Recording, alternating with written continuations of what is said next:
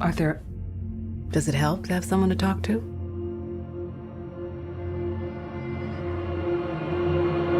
Hey everyone, welcome to The Gig, a series about film and TV from behind the scenes to on the screen. We are your hosts, Leyla T. Rosario and Jessica Ransom. And today we are going to talk a bit about the Joker and also healthcare for freelancers. But before we get into that, I will also be sharing my personal experience about my most recent traumatic situation at the emergency room. I was recently ill, and I know, Jessica, you also have some things that are going on in your life trying to apply for healthcare insurance. My mother always tells me to smile and put on a happy face.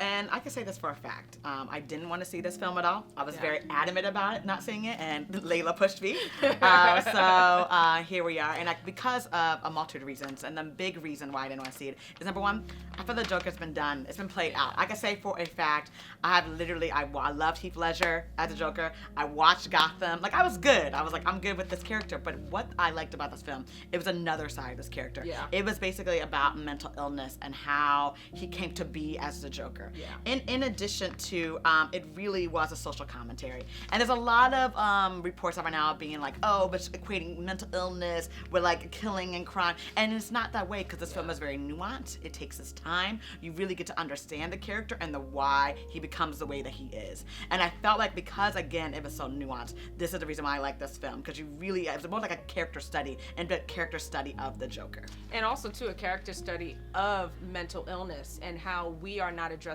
that enough in this country. I will say that for sure, especially since we both live in New York City. Just the amount of people that we see walking in the streets that are also affected by mental illness and lack of health care. I think Joaquin Phoenix, he did a phenomenal job. He was so transformative. He lost so much weight for the role. The director, he did a phenomenal job creating such an ominous story, and it was such a dark POV of how the Joker became who he is. He was completely bullied as a child. He was lied to from his own mother, his own family, and also too the healthcare system in the storyline as well. This is the last time we'll be meeting. You don't listen, do you? Not even the therapist wanted to give him the time or day or the love and affection. So he became someone that was immersing into his own imagination, creating these fantasies and these stories in his head to be able to cope. It's a coping mechanism that you see for the character itself throughout the story. And for me, that was just, it was believable and also incredibly sad to witness and to watch.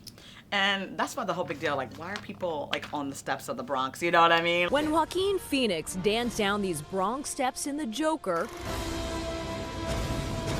fans quickly followed in his footsteps. Like celebrating his poverty. Like, come on. I know. There are a lot of people that are complaining about the famous staircase that, we see the Joker just running down, dancing and running away from the cops. Like, a lot of people from the Bronx are not happy that we are using, the steps as a form of a selfie or for your, your gain, so to speak. And if you are going to go to the neighborhood, why don't you put some kind of contribution back? Murray, one small thing. Yeah. When you bring me out, can you introduce me as Joker? Joaquin Phoenix, he has this moment of acceptance, right? So, spoiler alert, like, Robert De Niro gets shot and he gets killed.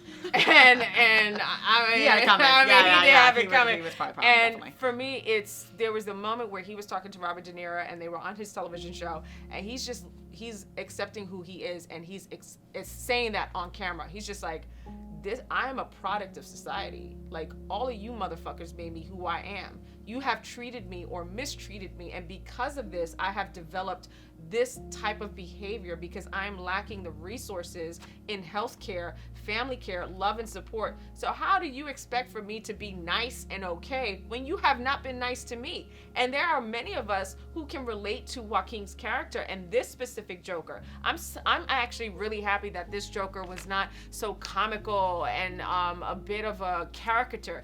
This particular Joker is someone that is human and it's flawed. And I loved it. And you know what? I give this film E for education because, again, like I said, it was social commentary. It was about healthcare. It was about mental illness. It was about mental wellness. It's about therapy. It's about family. And this is why we're bringing this topic around about our own personal experiences, because this film touches upon that. And that is why, for me, it's definitely going to be up there one of the Oscar films, just because everyone can relate to it with how healthcare is in our society and how bad it is. So definitely an E for education for this one for me. I mean, speaking of healthcare, you know, today we're getting a bit more serious about this topic because it's very, it's sensitive to both of us. And most recently, I was admitted into the emergency room. I had a serious infection due to a mosquito bite that led into a superbug, and basically my body almost became septic. And when I was in the emergency room, I fainted because of the pain was so severe.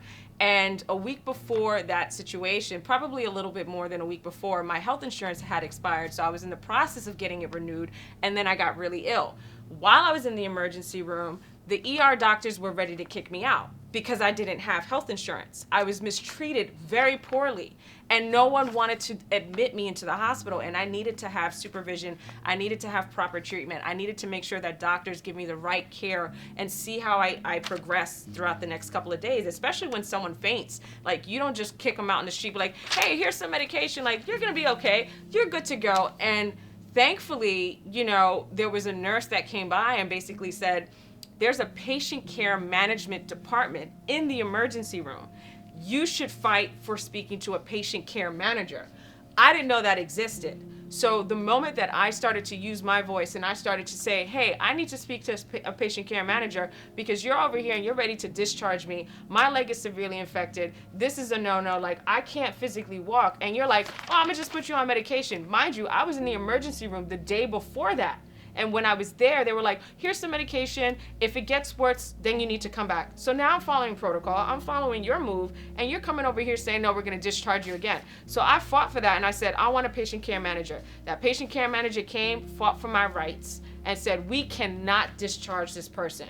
Don't worry about her not having health insurance right now. We'll make sure that she gets reapplied and gets the health insurance that she needs. And if it weren't for that patient care manager, I would have been kicked out into the streets. So I highly recommend, God forbid, if you're in the emergency room, if you are able to ask for one, if you are being mistreated by a doctor or any kind of medical staff, you as a patient have the right to ask for this patient care manager. They will defend you. I did not know that about patient care managers, and I'm so sorry you experienced Well, that. thank you for supporting me, you and my loved ones and my friends. Like, I don't know, I wouldn't have been able to just survive mentally and physically without the support from all of you. So I appreciate that. So 10 years ago, under Obama, I was getting Obamacare, I was freelancing.